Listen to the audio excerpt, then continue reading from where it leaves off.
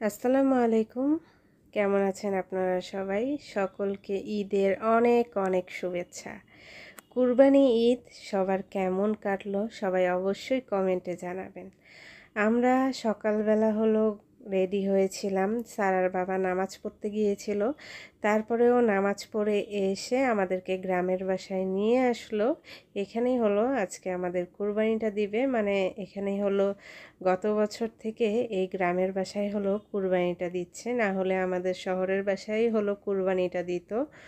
তো হলো আমরা সবাই চলে এসেছি, কিন্তু আমার শ্বশুর আব্বু আর শাশুড়ি আম্মু আসেনি। তো আব্বু আম্মু আসলেই হলো কুরবানিটা আর কি দিবে।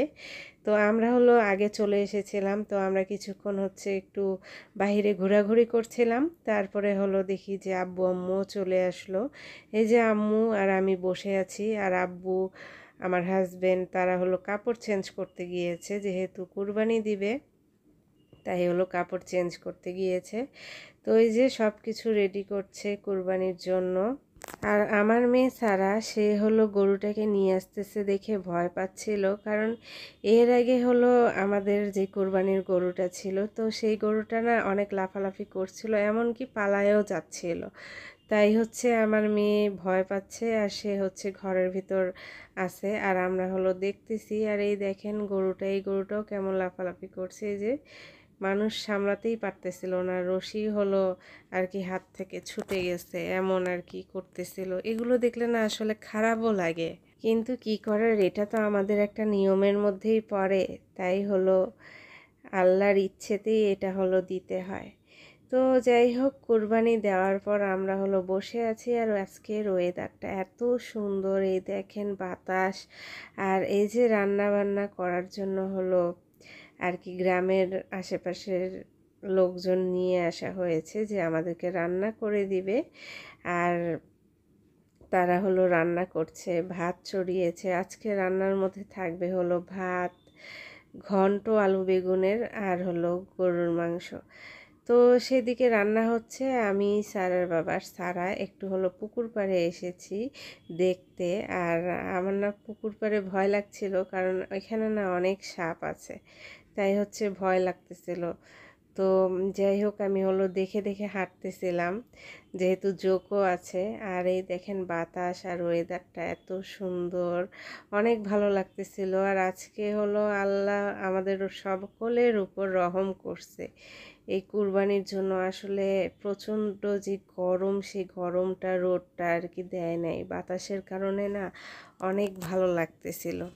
আর সারা অনেক এনজয় করেছে, কারণ অনেক দিন পর আমরা গ্রামের পরিবেশে এসেছি, তাই আমরা সকলেই অনেক এনজয় করছিলাম। আসলে শহরে থাকতে থাকতে না মাঝে মধ্যে কিন্তু গ্রামে যেতে ইচ্ছে করে, গ্রামের পরিবেশ উপভোগ করতে ইচ্ছে করে।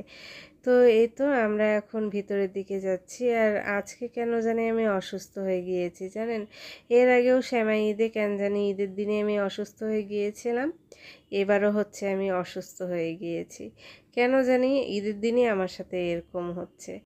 তারপরও নিজেকে সবার সামনে ভালো রাখার চেষ্টা করেছি, যে আমি অসুস্থ এটা আমি বুঝতে দেইনি। আর এদিকে এই যে রান্না বান্না হয়ে এসেছে। তো এই যে আলু বেগুন ঘন্ট রান্না করেছে, তারপর ভাত হয়েছে, তারপরে কিন্তু এদিকে গরুর মাংসের তরকারিও কিন্তু হয়ে গেছে। তো এই যে এখন যে মাংসটা রান্না করবে সেটা হলো আম্মুরা আর আমরা হলো বাসায় নিয়ে আসব তরকারিটা, সেটা হলো রান্না করছে। আর এক সাইডে কিন্তু মাংস রান্না হয়ে গেছে, যেটা আমরা দুপুরবেলা খাবো। তো এই মাংস রান্নার রেসিপিটাও আমি আপনাদের সাথে শেয়ার করেছি কিভাবে রান্না করছে। তো এখানে হলো দিয়েছে হলুদের গুঁড়া, তারপরে হলো পেঁয়াজ রসুন হলো গোটা গোটা করে দিয়েছে, আদা হলো হচ্ছে বেটে দিয়েছে, আর রসুন বাটা দেয়নি, রসুনটা গোটা গোটা দিয়েছে। আর হলো দিয়েছে মেথি গুঁড়া করে দিয়েছে, তারপরে হলো ধনিয়া জিরার গুঁড়া দিয়েছে, তারপরে শুকনা মরিচের গুঁড়া দেয়নি, শুকনা মরিচ হলো গোটা শুকনা মরিচটা হলো দিয়েছে, তেজপাতা দিয়েছে। তারপরে এই যে মাংসটাকে এখন হাত দিয়ে মেখে নিচ্ছে তেল দিয়ে দেওয়ার পর। আর এটা তো দুপুরে খাওয়ার মাংস, যেহেতু সবাই কাজ করেছে সবাই মিলে আর কি আমরা খাবো, তাই হলো এটা হলো এখনকার। আর যেটা এখন রান্না করছে এটা হলো আমরা নিয়ে যাব বাসায়। আর এই তো খাওয়া দাওয়ার পর আমি আর ভিডিও করতে পারিনি, কারণ অনেক ব্যস্ত হয়ে পড়েছিলাম। তারপরে এই যে এখন কিন্তু আমরা বাসায় চলে যাচ্ছি। বাসায় এসে তো অনেক কাজ আছে, তাই আমরা বাসায় চলে এসেছি।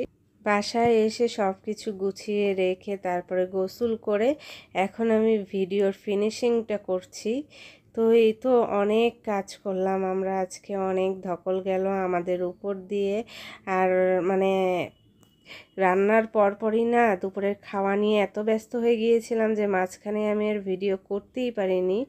তো এই তো আজকের ভিডিওটি এই পর্যন্তই। সবাই ভালো থাকবেন, আমাদের জন্য সবাই দোয়া করবেন। আল্লাহ হাফেজ।